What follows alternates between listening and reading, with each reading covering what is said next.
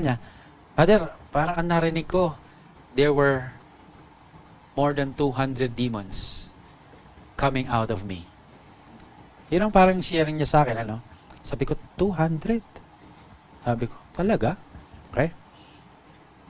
Sa isang bata pa lang, posibleng 200 or more.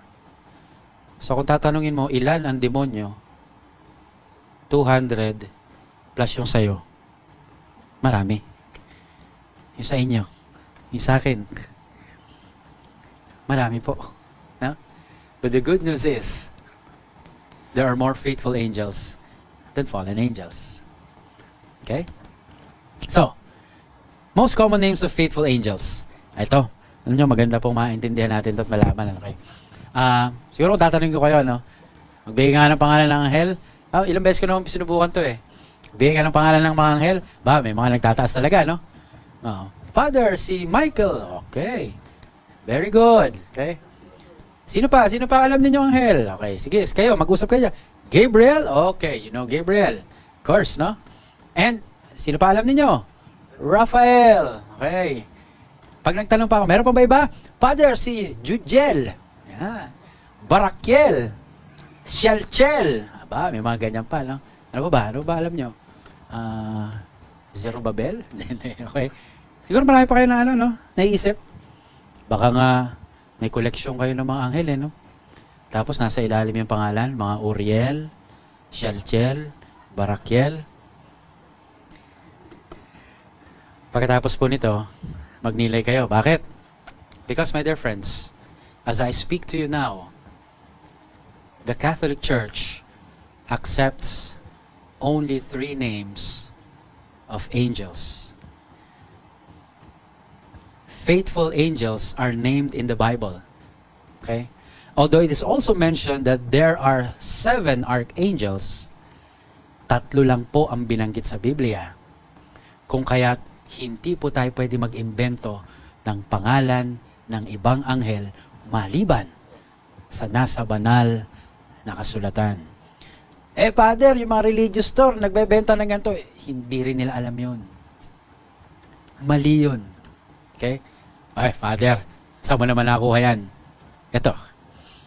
According to the Directory on Popular Piety and the Liturgy, Principles and Guidelines, December 2001, Vatican City. Okay?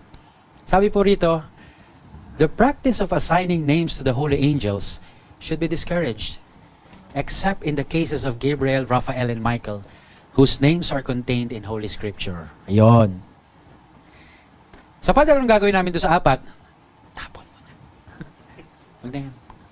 Bigyan mo kay Father. Bigyan mo sa parish priest mo. Okay? Father na bahala doon. Or better yet, give it to an exorcist. Pero sana po, ngayon, 3 lang po ang pangalan, ha?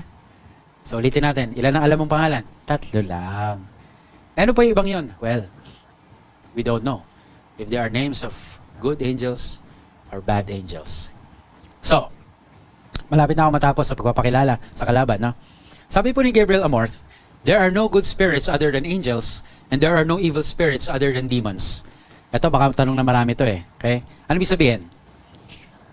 I will end this first episode with the Catechism of the Catholic Church about particular judgment. What is particular judgment? Okay? Tingnan niyo po, it is the judgment of immediate retribution which each one after death will receive from God in his immortal soul in accord with his faith and his works. I underlined the word immediate. So, ibig sabihin, at the hour of death, ang tao, ang kaluluwa ng tao, may pupuntahan agad-agad. Either heaven, purgatory, or hell. Yan ang turo ng simbahan. Immediately. So yung kaluluwa natin, hindi pala umiikot-ikot. Pupunta na agad kung saan. Therefore, there is no such thing as a wandering soul in this material world.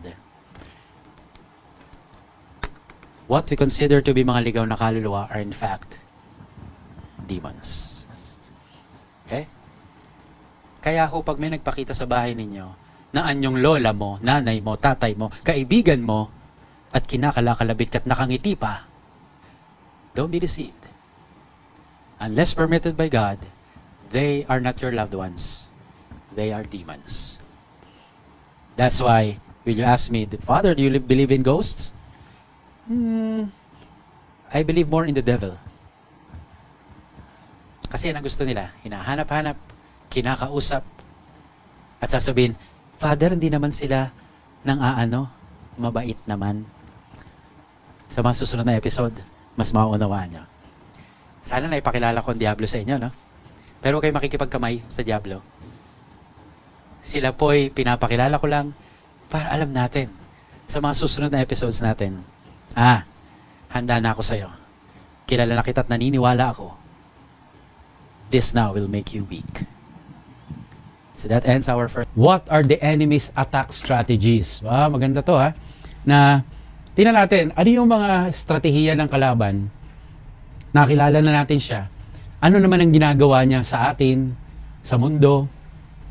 Bakit siya nananatili dito?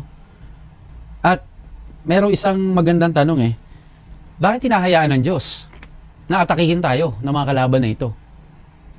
Hindi ba pwedeng walang ganito? Mahal ba talaga tayo ng Diyos?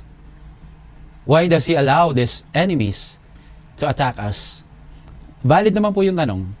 Na kung mahal ako ng Diyos, at alam naman niyang pwede ako mahulog sa kasalanan, bakit niya hinahayaan yung mga ganitong uri ng pag-atake sa buhay? Alam niyo po, naniniwala ako, no? Sabi nga po ni Paul Thigpen, isang writer ng Manual of Spiritual Warfare. Sabi niya, God allows evil because He is powerful enough to bring out of even the greatest evil a much greater good. Medyo malalim, Ulitin ko lang po, Let me say that again. God allows evil because He is powerful enough to bring out of even the greatest evil a much greater good.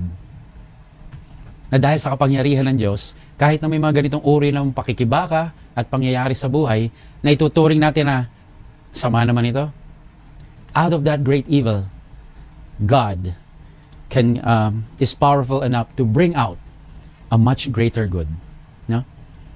Kaya po, dito siguro tayo lalakas. Dito tayo mas mapapalapit sa Kanya.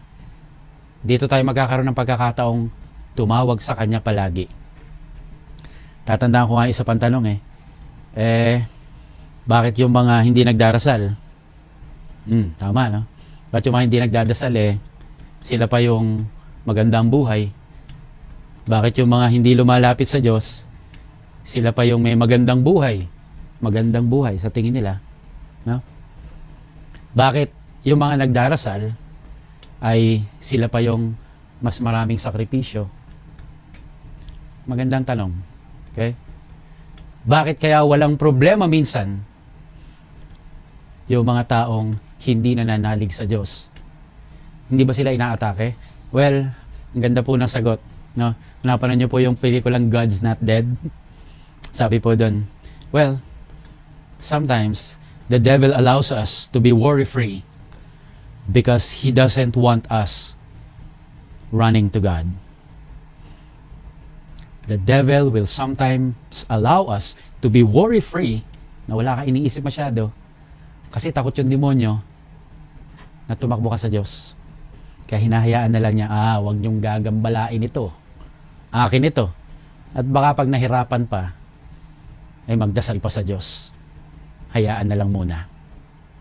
So now, my dear friends, yan po yung mga pasakali lamang kung ano ang pag-atake ng demonyo. Okay?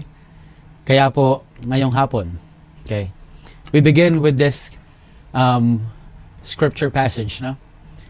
Sabi po rito, the famous first letter of Peter, stay sober and alert. Your opponent, the devil, is prowling like a roaring lion looking for someone to devour. Walang pinipili ang Diablo sapagkat sabi ko nga last Wednesday, gusto niya tayong kaladkarin sa impyerno. Ngayon, minsan may mga nagtatanong po sa akin, no?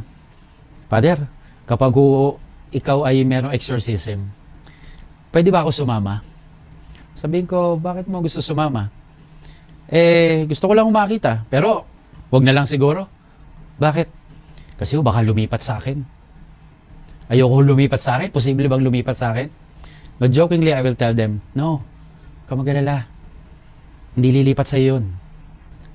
Huwag ka mag-alala. Meron ka na. Huwag ka mainggit sa iba. Meron ka rin. Meron umaali-aligid sa'yo. Meron umaaligid sa akin. May umaaligid sa'yo. Lahat tayo may gustong makakuha sa ating kaluluwa. No? So we have to stay sober and alert because our opponent, the devil, is prowling like a roaring lion looking for someone to devour.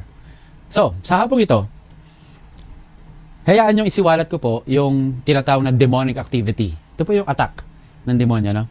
At dalawa po ito, the extraordinary and the ordinary demonic activity.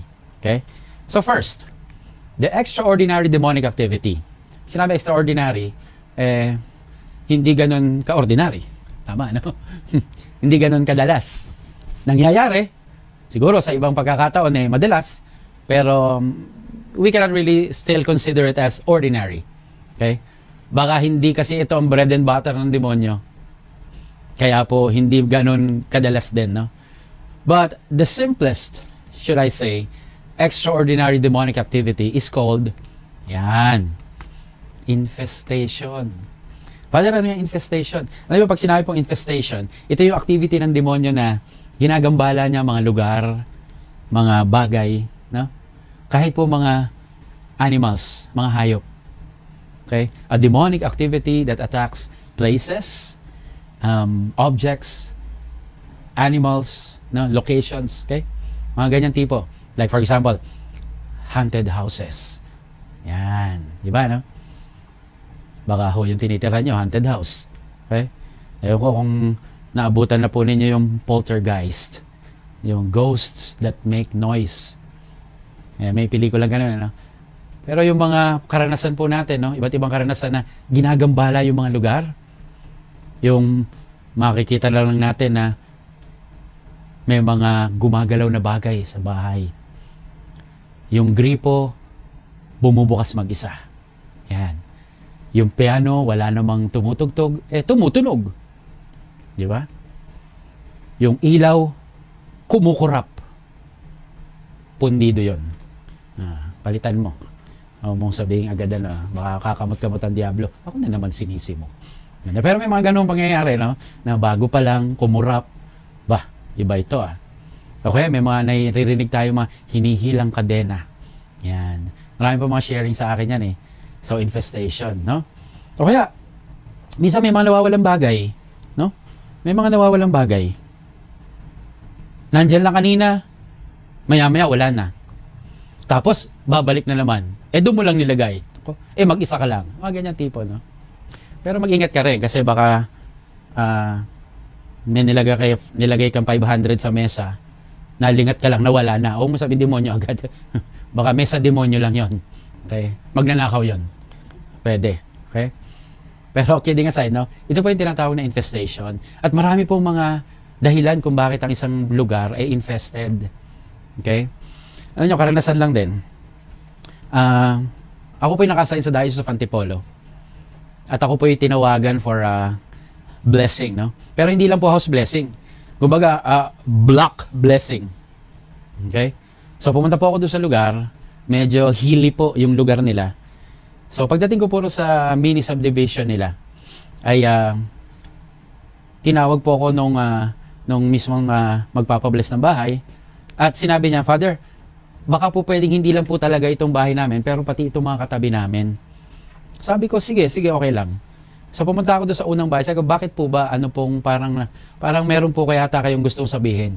Ayun, sinabi na nga sa akin, na yung pintura, bigla na lang sumasara, wala naman daw hangin, tapos may mga narinig silang yabag sa hagdan na bumababa, wala naman silang nakikitang bumababa. Okay? So binless ko po. Okay? Tapos ando na rin yung mga tao na lumabas na sila sa kanilang tahanan at bumulong sa akin yung mga ibang may-ari. Father, ganun din po yung karanasan namin So tinanong ko, kayo rin ba ganun? Kaya nagtaka na ako, bakit hindi lang sa isang tahanan? Pasintabi ho sa mga engineers at architects Malaman-laman ko po, yung mga pundasyon pala ng bahay, pinaduduguan. papatay ng manok, tapos duduguan yung mga pundasyon. May mga iba't ibang ritual na ginagawa. Aside from the groundbreaking rites from the Catholic Church, they do other rituals that are not of God. No? Kaya nagsisimulang maging open yung lugar at pinamumugaran ng masamang spirito. Kaya ganun, kahit bagong mga tahanan, dahil pinaduduguan, nangyayari po yung mga ganung bagay. Papatay ng manok, duduguan. Susunod, lamok na lang. Para konti lang yung dugo. Pero yung gagawin, no? Biro lang po iyon. Okay? So, infestation.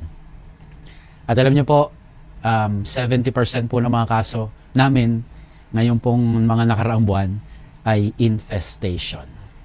Okay? Next. Palalimin natin. Oppression. Ano naman yung oppression? Pag sinabi pong oppression, this is an extraordinary demonic activity that attacks the exterior life of the person.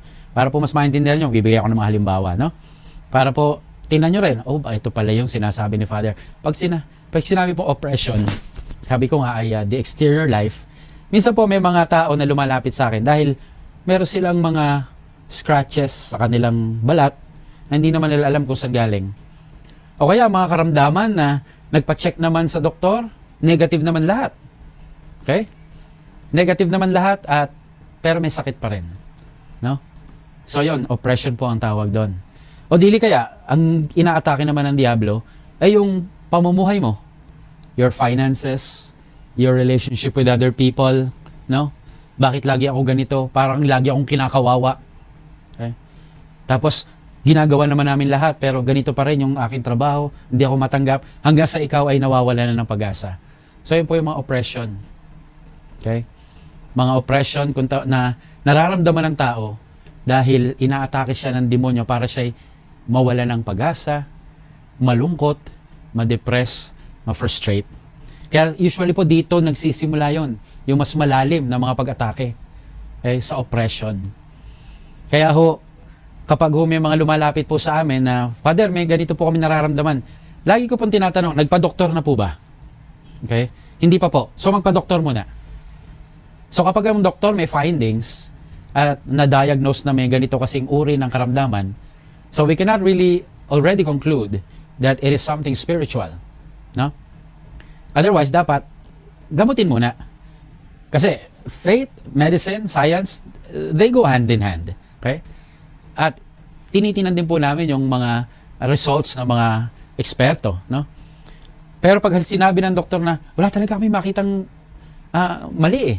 Wala kami makitang karamdaman.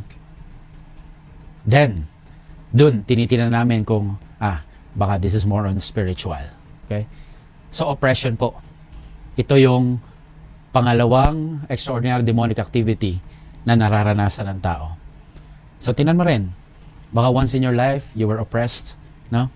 Hindi lang po yung oppression ng ibang tao. Pwede pong paraan yun.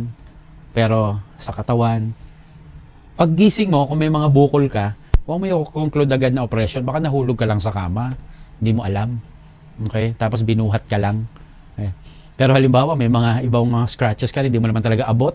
Yan, may mga ganun po karanasan eh. So ito po yung mga oppression.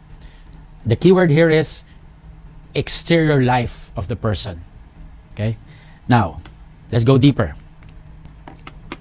Obsession. This is an extraordinary demonic activity. Obsession.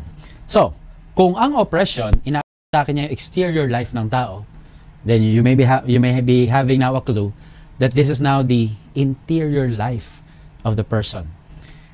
From oppression, pwedeng dito mag-ugat yung obsession. Kasi nga na-frustrate ka na, nawawalan ka na ng kumpiyansa sa sarili mo. Okay?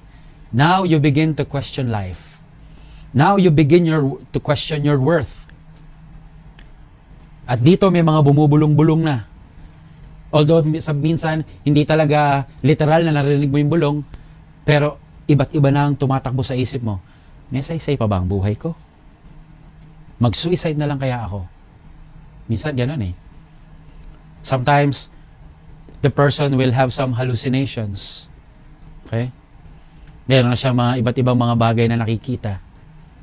Sometimes it attacks through the dreams, nightmares, mga ganon, ano? Kaya ho, delikado rin to. Kapag ho yung mga anak o kahit sino mang kasama sa bahay, may mga natutulala, you have to check on them. They may be experiencing something that we do not know. Kaya ho, napakahalaga ng communication sa pamilya. Tatanungin niyo, okay ka pa ba? Magkaroon po ng pagkakataon na kumain ng sabay-sabay para makapag-usap. Baka ho yung tao, iba na nararamdaman. Wala kasing nasabihan, walang kasama. At kadalasan po, dito po, nag-uugat yung suicide, no? Obsession. Hari nawa ay walang masyado nakakaranas nito, no? Sapagkat ito isang malalim na pag-atake ng Diablo. Okay? So, infestation, oppression, obsession. But here is something na talagang, although it's rare, ay the worst that the devil can do to a person. See that? Yan, alam niyo yan. Possession. Okay? Na yung demonyo o yung diablo ay nagte-take over na doon sa katawan ng tao. You know this, no? Alam niyo ito. Though it's very rare, but it happens. Nangyayari, may mga karanasan na kami, may mga nakita na ako, may mga pasyente na akong ganito. Possession. Okay? Nung last Wednesday po ay ipinangako ko, maaaring hindi rito sa live, no? Pero sabi ko sa mga kasama ko dito na I will tell you the signs of possession. Although sa amin pong karanasan, marami pong mga signs na pwede naming tingnan. Napakarami po.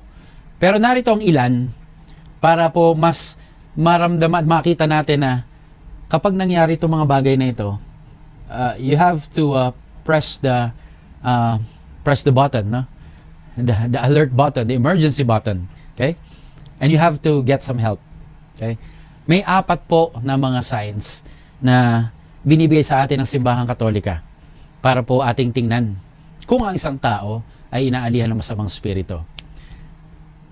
Dahil ho ang Diyos ay mapagmahal at makapangyarihan, tandaan po natin na ating kaluluwa ay para sa Diyos lamang. Only God owns our soul. Okay? Only God owns our soul. Our soul belongs only to God. That's why the devil, no, can somehow possess the body. Okay? Possess the body. But I hope not our soul. Kasi makukuha niya yon kapag binigay natin. But strictly speaking, our soul belongs only to God. Okay? Kaya ho sa buhay na ito, yun hong katawan ang gusto niyang atakihin, and eventually gusto niya ring makuha ang ating kaluluwa kung ito'y ating ipagkakaloob. Okay? Pero ipagkakaloob na yun, minsan di natin nalalaman. So, ano po itong mga signs na ito na pwede nating tingnan kung isang tao inaalihan ng masamang spirito? Tingnan nyo yung katabi ninyo, ha? Baka baka po possess yan. Sana hindi. First, yan po, speaking languages that are not known to the victim. Nagsasalita na po ng foreign language or unknown language na kung sa isang normal na sitwasyon ay hindi naman kayang sabihin yon ng biktima. Ngayon po, nung bago pa lang po exorcist, that was 2014. Okay? Tumawag po sa akin ng aking obispo because he assigned me as the chief exorcist, no? Si Bishop Gabby Reyes tumawag po sa akin. Casual na casual nga yung pagtawag sa akin ni Bishop eh. Jeff, may ginagawa ka ba? Bishop, bakit po? Wala naman po. Kasi pag sinabing ng obispo, Jeff, may ginagawa ka ba? Ang sagot dapat doon, Bishop, meron po. Yung ipapagawa nyo. Wow, sip-sip. Anyway, okay. So tumawag ang obispo Gabby Reyes. Jeff, kasi meron akong papupuntahan sa iyong bahay. O sige po, Bishop, bakit ano po meron? May napoposes. Si Bishop parang hindi, parang hindi kinakabahan eh. Kaya ako pinapapunta. Okay? Sabi ko, sige po. Sige po, pupunta. Wala pa ako kaming training noon. Hindi pa ako kami nakakapag-seminar sa Roma noon. Hindi pa ako masyado pupunta kay Father Joseph noon o Father Winston. Pero, pinapupunta po ako ng obispo. Sabi ko, sige. At least, obispo, nandun na yung power, authority. Eh 5 po kami exorcist sa Antipolo noon, during that time. Kaya tinawagan ko po sila, sabi ko, since first time ito, halika, sabay-sabay tayo. Eh 5 po kami, sabi ko, let's bolt in! Okay? So iba-iba po ng dako ang pinanggalingan, iba't iba ng parokya kasi assignments, no? Doon ko po nakita na talagang gumagawa ang diablo ng paraan para hindi kami magkasama-sama. May isa nata-traffic, may isa muntik pa mabangga, yung isa hindi pa raw nag-start yung kanyang sakyan, yung isa naligaw pa. But eventually, after praying a lot, no, nagkasama-sama rin po kami at kami po ay pumunta na rin sa lugar kung saan meron daw napoposes na isang kasambahay. So pagdating po namin sa lugar, ay malayo pa lang po kami, naririnig na po namin na sumisigaw yung pong kasambahay. Sumisigaw siya na hindi ko maintindihan yung sinisigaw niya. Sabi ko doon sa 4 na exorcist na kasama ko, mauna kayo. Hindi po, biro lang. Okay, kunyari matapang ako. Okay? So lapit po kami sa bahay at kitang-kita ko po, no, bumangon yung kasambahay, yung rosaryuhan sa kanyang leeg, kanyang pinutol. Tapos hinabol niya yung mga nasa loob na kung sino abutan niya ay sinasakal niya. Nandun kami sa labas. I was witnessing that time. And I have to confess, natakot po talaga ako. Okay? At alam ko, tinatakot kami. No? Pero at one point, ay na-contain naman po siya. Hinawakan siya, hinawakan din ng mga kapatid kong pare. At siyempre, ako yung nagbasa ng Rite of Exorcism. Naituro po sa amin, nung mga panahon din na rin yun, na yung Latin po ay isang mabisang paraan para ang diablo ay panginigin o paalisin. No? Kaya, sige, I read the Latin at thanks be to God, nakapag-aral naman po tayo ng Latin kung paano magsalita at magbasa. Ano nyo mga kapatid, habang binabasa ko po yung Rite of Exorcism in Latin, okay? Exorciso te, imendissimo sa ganyan, yung pong kasambahay, sumasabay sa akin ng pagsasalita at parehong-parehong binibigkas ko at binibigkas niya. Kaya ako na-distract, sabi ko, wow, saan nyo kinuha itong kasambahay nyo? Sa Rome? Okay? Kala ko sa Bicol. Kasi marunong mag-Latin. At doon ko napatunayan, totoo pala, possessed talaga siya. So yan, no? Speaking languages that are not known to the victim. Okay? Kaya ho ako, kapag bigla ako nagkapampangan dito, possessed na ho ako. Hindi kasi ako marunong. Okay? Next. Ito po, madalas din. Possessing supernatural powers or abilities beyond the victim's capacity. May mga powers, may lakas, no? Iba yung lakas niya. At nakita ko na pong nangyari ito. Marami kaming humahawak, isang maliit na babae, lumilipad po pag tinatadyakan yung mga kasama ko. Mabigat po sila pag sila'y binubuhat. Okay? At iba po ang talagang mga nagagawa nila. Iba ang kanilang mga nagagawa sa simpleng katawan lamang nila. Meron pa nga ako nakakwentuhan isang exorcist sa Manila, no? Doon din nalaraw sa simbahan, tumatalon sa mga pews ng simbahan. Biruin mo yan. At kung maalala ko, ang kwento pa niya, tumalon po sa choir loft. Pero hindi ho mula sa taas pababa. Mula ho sa baba, pataas. Sabi ko po, di sa NBA yan. Ganong kataas tumalon. So, possessing supernatural powers or abilities beyond the victim's capacity. And I've seen this. No? Nakita ko na po ito, naranasan ko na po. Okay? Next. Ito po, no? The ability to tell hidden or unknown things. Yung mga sikreto po, nabubunyag niya. Nasasabi niya. No? Eh, hindi mo naman kilala.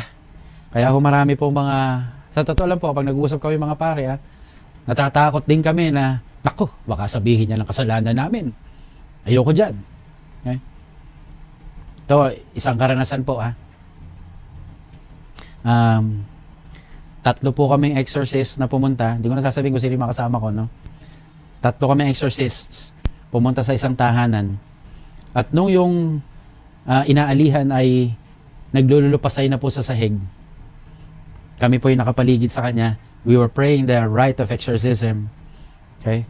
At kung ano na ginagawa niya sa sahig, bigla siyang tumigil. Tapos bigla niyang tinanong kaming tatlo, ano, maganda ba ang katawan ni ganyan? May sinabi siyang artistang pangalan eh. Maganda ba ang katawan niya? Diba? Napatigil kaming tatlo. Tinin ako yung dalawang exorcist na kasama ko. Sino kaya sa inyong dalawa? Kasi ako ibang iniisip ko eh. Sino kaya sa inyong dalawa? Tapos na lang nag-sharing kami. No? Yung binanggit. Okay? Buti na lang hindi itinuro. Kasi may mga tao. Gayun pa man, may mga ganyan pong karanasan kami. May mga ganyan nangyayari, no? Di mo naman kilala yung tao, pero kilala ka. Okay? Finally, yung fourth, although marami pa po ito pero ito mga binibigay ko ay ilan lamang at ito is 4 sa mga pinaka malalakas na tanda. Ito po yung aversion to religious objects. Takot po sa mga religious objects. Holy water, rosary, the Bible, mga ganyan po, no? Mga images of saints, mga relics. Takot sila doon. At ang turo po sa amin, huwag mong pepekein yung demonyo. Halimbawa, gusto mo lang malaman kung siya yung nagloloko. Tapos kunyari, sasabihin mo, ito, exorcise water to, pero hindi talaga. Tapos gaganunin mo. Tapos mangingisay siya. Hindi naman totoong holy water to ba't ka nagagawa? Hindi mo pwede lokohin din ang ginagawa mo. Sapagkat ano pang pinagkaiba mo sa diablo? Kung nagloloko ka rin. You're casting the father of lies, but you too are lying. No?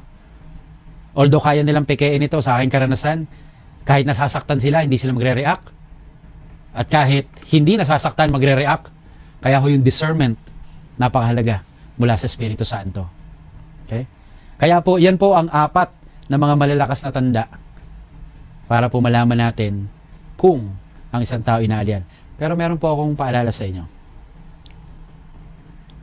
Minsan ho, makakabalita kayo na inalihan ng demonyo, no? Pero may mga ibang balita naman, ay dito, Father, iba. Sinasapian ng Santo Niño dito. Ay sa amin, Father, iba. Swerte kami. Si Mama Mary sumasanib sa kapitbahay. Let me clear that out. In the history of the world, wala pa pong pagkakataon na si Jesus o ang mga santo ay sumanib sa isang tao. No. Never. Sapagkat ang Diyos, ginagalang ang ating kalayaan. Hindi sasaniban ng tao. Kaya yung mga nababalitaan natin na sinaniban ng Santo Niño, bigla magsasalita, ako ang Santo Niño. Pahingi ng kinde. Sabi nga ni Father Eric Santos, no? So, bakit yung candy mo ay kinde? Kasi Santo Niño de Cebu. Wow. Sumalangit na ba, Father Eric Santos, no? Mga ganyan tipo. O kaya, meron pa nga, Father, dito may sinaniban ng Holy Spirit. Pinuntahan. Ako ang Espiritu Santo. Tweet, tweet, tweet. Ba, iibon nga, ano? Wag hong maniniwala. Demonyo lamang ang sumasanib sa tao. Okay? Next. May extraordinary, may ordinary. At ito'y isa lang. The ordinary demonic activity is what we call temptation. Yan. Bread and butter yan. Ordinary demonic activity. Tukso. Yun lang. No? Kaya ho, puntahan nyo si Eva Eugenio para sabihin, o tukso, layuan mo ako. How does the devil tempt or provide us occasions of sin? He will make us doubt. Tandaan niyo po yan, ha? Yan ang isa sa mga tukso ng demonyo, na pagdudahin tayo kung mahal tayo ng Diyos, kung anak ka ba talaga ng Diyos. Tatandaan niyo ang Ebanghelyo, di ba? Siya ay tinukso ng diablo nung siya ay nasa disyerto o nasa ilang. Pero anong nangyari bago yon? The baptism of the Lord in the Jordan River. The devil must have heard. Sabi ng Ama, this is my beloved Son. Kaya ano sa ilang, sinabi ni Kristo, if you are the Son of God. You see? If. Kaya ho tayo ng mga nabinyagan, tayo pinagdududa rin ng demonyo. Oh, if you are the son or a daughter of God, bakit ka pinahihirapan? Make us doubt. Remember, during the time of Adam and Eve, nung sinabi ni Eva, ay, pwede raw po namin kainin lahat. Huwag lang itong bungang pinagbabawal kasi mamamatay daw kami. Sabi nung nung Diablo. Sinabi niya talaga yon. See? He will make you doubt. Ikaw ay pagdududahin sa iyong identity na anak ng Diyos, na mahal ng Diyos, na mahalaga sa Diyos. Kaya huwag kang magpapadaig sa demonyo. Huwag kang magduda. Okay? Next. Enticement. Pangalawang paraan po ng pagtukso ng Diablo. Sa madaling sabi, yung maganda ay papapangitin niya at ang pangit, pagagandahin niya. Eengganyohin ka niya. Kaya nga sabi, di ba, sa Genesis, nakita ng babae na yung bunga ay masarap. No? Masarap kainin. Mukhang masarap to sa paningin ng babae. Kasi wala naman hong tuksong hindi madali, hindi maganda, at hindi masarap. Yun ang tukso Madali, maganda, masarap. Di ba? Kaya pag nagfa-fasting ka, tutuksoin ka ng Diablo na, ito, kainin mo. Okay lang yan. Enticing. Well, kung hindi ka kumakain ng ampalaya, hindi tuksong ampalaya. Bibigyan ka ng demonyo ng alam mong gusto mo. Alam niyang gusto mo. Enticement nga Aakitin ka. Okay? Next. Accusation. Ito ho. Mabigat ho ito. Dito ho nanggagaling yung mga pagkakataon na ang tao ay nawawala na ng kumpiyansa sa sarili. Nawawala na ng pag-asa. Sasabihin, kasalanan mo yan Bakit namatay itong mahal mo sa buhay? Kasalanan mo yan. Ikaw ang may gawa niyan. Hindi ka na mapapatawad ng Diyos dahil sa masama mong ginawa. No? So now, you begin to accuse also yourself. Ganun ba? Sakit naman nun. No? Kaya feeling mo parang wala nang pag-asa. Sinisisi mo na ang sarili mo sapagkat sinisi ka na rin ng Diablo. Okay? Accusation. Puro kasinungalingan sinasabi, no? Kung may kasalanan yan, di mo na mababawi yan. Kahit mangumpisal ka, wala rin yan. Next. The devil will trigger us to do things. No? Provocation is another term. Okay? The devil will trigger us. Okay? Ipupush ka niyang gumawa ng mga bagay-bagay na natatakot ka, pero ipapaliwanag sa'yo, huwag ka matakot. Okay lang yan. Hindi ka na mahal sa bahay nyo. Hindi na maganda relasyon nyo ng asawa mo. Andiyan naman ang boss mo Sige na, okay lang yan. Trigger. Finally, the hoax. Deception. What do you expect? He's the father of lies. He will deceive us each and every time. Lagi niya tayong lolokohin na, well, it is of no consequence. Do it. But once we have done the sin, he will now say, it's unforgivable. Kaya maraming hindi nangungumpisal Kasi niloloko tayo ng Diablo, it's unforgivable. But before doing the sin, it is of no consequence. Sasabihin niya. Deception. Okay? Nakita niyo yung acronym, Death. It will cause us to die. Okay? My dear friends, baka naman sabihin nyo, ang Diablo naman pala may kasalanan kung ba't ako nagkakasala. Wait. Baka sabihin natin na, Diablo lang may kasalanan, mabait talaga ako Wait. Look at what Saint Cyril of Jerusalem said. The soul possesses freedom. We are free. And though the devil can make suggestions, he doesn't have the power to compel you against your will. Iyon. So, responsibilidad pa rin natin. Ika nga mga kapatid, even the concerted effort of millions of demons, they will not be able to persuade us kung hindi talaga tayo tatalima. Kasi meron pa rin tayong kalayaan. Tandaan nyo to The soul possesses freedom, and though the devil can make suggestions, he doesn't have the power to compel you against your will. And finally, my dear friends, when does the devil attack? Okay, I will end my sharing here. The devil attacks when we are vulnerable. Gutom na si Kristo, kaya sabi, gawin mo ng tinapay yung bato. Kailangan mo na yan Kapag vulnerable ka na. When you are in a spiritual change, Yung mga taong gusto magbagong buhay, yung mga taong nangangako magdadasal, diyan na-atake ang Diablo para hindi mo magawa. Sometimes when you're tired, right? Pagod ka na matulog ka na, huwag ka na magdasal. Okay? When you're depressed, when you're down in your life, then the devil comes in. When you are in pain, kasi gusto mong gumaling, kung sino-sino ngayon ang lalapitan, kung ano ang gagawin mo, kahit mga bagay na hindi na maka-Diyos. At sasabihin ng demonyo, masakit na, di ba? Sige na, punta ka na rito. Huwag ka na sa doktor, albularyo na lang.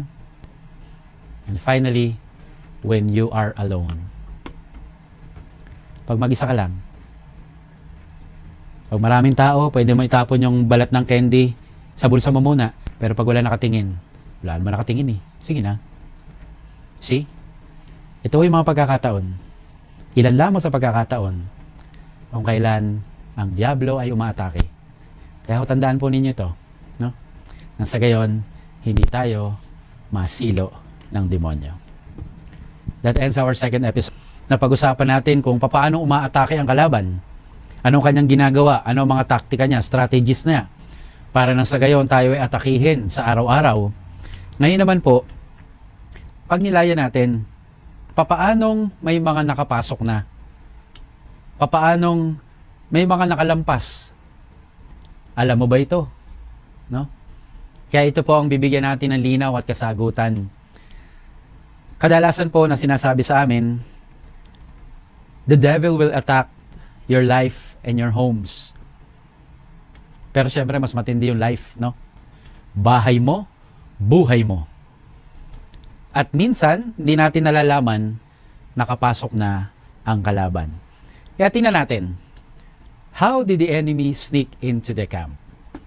Ito ho ang ating pag-uusapan sa araw na ito. First, because we invited the enemy in. Meron ba kayo natatandaan na pagkakataon na kayo nag-imbita ng Diablo sa bahay? Hindi ko tinutukoy yung mga kaibigan ninyo, ha? May Diablo na ba sa tahanan? Hindi ko rin ho tinutukoy yung mga biyanan. Para sa iba, hindi naman sa lahat, no? Pero para sa ilan. Pero nakakatanda ba kayo ng pagkakataon na sinabi niyo, "Oy, Lucifer, I invite you to my home and to my life. Hey, Satan, can you please come over?" Wala namang ganun At hindi mo gagawin yon. Hindi. Kasi, para sa'yo, para sa ating lahat, masama yon. Hindi na normal yon. Pero, ang pagpasok kasi ng kalaban ay sa isang lihim na pamamaraan. Kumbaga, in a stealth mode. No? Secretly. Surreptitiously. No? Yan ang mga pamamaraan niya. Kaya yung sinasabi ko ngayon na, because we invited the enemy in. Tingnan natin kung saang pamamaraan natin sila na napapapasok sa ating buhay at sa ating bahay. Here. We invited the enemy in by way of, are you ready? Occult people. What do I mean? Sapagkat marami po sa atin ang imbis na kumapit sa Diyos, imbis na hanapin ang Diyos, imbis na sa Diyos magtanong at makahanap ng kasagutan, we consult occult people like albularyo, mangtatawas, feng shui experts, ano pa, manghuhula, mambabarang, mga mangkukulam. They are considered occult people. At isang malaking no-no sa simbahang Katolika na tayo'y lumapit sa mga ganitong uri ng tao. Pasintabi po Pero hindi po nila alam ang kanilang ginagawa. Marahil sasabihin nila, alam namin ang ginagawa namin. Okay, sabihin na natin alam ninyo. Pero ito ba'y ayon sa pamamaraan ng Diyos? Kaya kung ikaw ay minsan lang nakalapit sa mga ganitong uri ng tao na binanggit ko, yung mantatawas, albularyo, mangkukulam, manghuhula, and so on, usually, nabubuksan po ang third eye ng isang tao, nagkakaroon ng psychic power, pero ito hindi po sa kapangyarihan ng Diyos. Kaya ako kapag may lumalapit sa akin madalas, Father, itong anak kong to, nakakaramdam to. Ito namang anak kong ito, nakakakita to. No?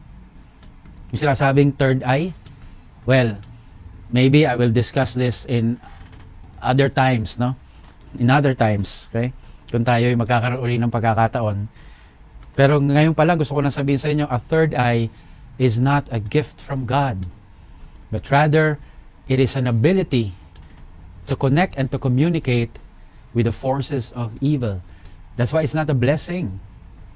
It's not a gift. It's not a charism. Yung third eye. Okay? Ay, Father, hindi naman ako nakakakita eh. Nakakarinig lang ako. O hindi yan third ear. Third eye pa rin yan. At kung minsan nakakaamoy ka, kasi may amoy din ng diablo eh. Umamoy ko sa paligid, baka may diablo. Minsan mapanghe, malansa, no? Hindi yan second nose. Third eye pa rin yan. At kadalasan ito'y bumubukas kung maya't maya ang ating pagkonsulta sa mga tinatawag na occult people. Okay. So yan po ang una, no? We invited the enemy in, but unknowingly, by way of occult people. Next, occult things. Nabanggit ko na minsan to. Marami sa atin talagang Katoliko sarado, kandado pa ang iba. Dami ko, Father, na mga imahen. Pinagawa ko pa dito sa probinsyang ito. Pamana pa ng lolo't lola ko. Yung mga antigo naming imahen. Okay, maganda. At dito kami nagdadasal sa altar na ito. Pero may isa pa palang altar. Ano naman yon? Yung mga pampaswerte niya sa bahay. Those are occult things. Father, hindi ako tatablan yan. Bakit? Kasi meron akong agimat. Wow. May talisman ako. Sino nagbigay niyan? Bigay ito nung albularyo kong kaibigan. Suot ko lang daw. At ako'y malalayo sa masamang spirito. Talaga? On the contrary, you're attracting more evil spirits with those things. Minsan pag nagbe-bless din ako ng mga stalls o mga tindahan, nakakatuwa naman, kahit sa tindahan nila, naglalagay sila ng Santo Niño. Pero makikita mo yung Santo Niño, may mga barya, no? Meron pa rin mga gustong ipahayag na, o Santo Niño ko may barya para swertehin tayo. Hindi po yun. Huwag ganun. Huwag gayon. Sabi nga ng mga taga Batangas. O dili kaya, may crucifix ka nga. Pero inabanggit ko dati, di ba? Meron naman kumakaway na pusa doon. Yan. Nagiging hati-hati yung ating mga pinaniniwalaan. At hindi nagiging puro ang ating pananampalataya. So, habang sinasabi ko ito, magkaroon tayo ng exercise. Kayo, mga nasa tahanan, tumingin kayo sa paligid ng tahanan ninyo. Ay, naku, meron pala akong may kagat na coin. Naku, meron pala ako dito nakatingalang elepante. At ito, naku, yung mga arwa-arwa na pa lang yan. Lalo pa nagsisimula ang taon, di ba? Dami natin nilalagay. Bakit? Year of the ano ngayon eh. Actually, hindi ko alam kung anong year of the ano ngayon eh. Ano ba? Year of, anyway, Kasi para sa akin, it's just the year of the Lord. Kahit anong taon yan. Pero meron yung mga ox, tiger. Di ba kayo nagtataka kung bakit nagkakaloko-loko ang buhay natin? Bakit? Kasi sa hayop natin ay pag nagkakatiwala ang taon natin eh. Hindi sa Diyos. Kaya dami natin mga displays. Baka may bagwa ka pa dyan. Noong nakaraan po, ay meron akong dinalaw na isang tahanan. Tuwan-tuwa naman ako sapagkat sinurrender nila lahat ng mga bagay na hindi maka-Diyos. Mga bagay-bagay na wala sa usapang maka-Diyos. Occult things. Next. Occult places. May mga ganitong uri ng mga lugar. Yung Mount Banahaw, nakapunta ka na ron. It's an enchanted mountain. Marami pumupunta dyan, nag-e-energize daw. Nagre-recharge. Parang cellphone ng tao, O kaya yung mga lugar kung saan may mga naglaro ng Ouija board, may mga naglaro ng Spirit of the Glass. Dili kaya mga lugar kung saan may mga nagpapat session at maya't maya ang paggawa ng mga bagay-bagay na illegal, Shashabu, ganyan. They become places of occultism kung saan namumugad ang masamang spirito. Kasi may mga nagagawang hindi maka-Diyos. Kaya kailangan iniingatan din po ang pagpunta sa iba't ibang lugar. Kaya meron ho tayo mga dasal din kung halimbawa, ikaw ay pupunta sa isang hotel no, hindi mo alam kung anong history ng hotel na yon, there are prayers that you can pray before sleeping for the night or two in a certain room or hotel. Okay? Hindi kasi natin alam yung mga history. Okay? Occult places. Next, practices. Pasintabi rin po, no? Nabanggit ko na po ito minsan. Hindi po makakatoliko yung mga ginagawa na pagpapadugo sa mga pundasyon ng tahanan bago ito gawin. Natanong ko po minsan, bakit pa ginagawa yon? Ang sabi po sa akin, ewan ko kung ito nga ang dahilan, na kapag daw kasi meron ng dugo na inialay, wala nang masasaktan sa mga nagtatrabaho doon. Wala nang dugong idadanak pa. Kasi may dugong dumanak na. Wow. Sabi ko, alam niyo, in the Old Testament, blood symbolizes life. At yung blood pact na tinatawag, pagpapalitan ng buhay sa buhay. Pero pag ito ginagawa bilang isang ritual o yung practice na yan sa mga tahanan, then we open the door for the evil spirits to come in.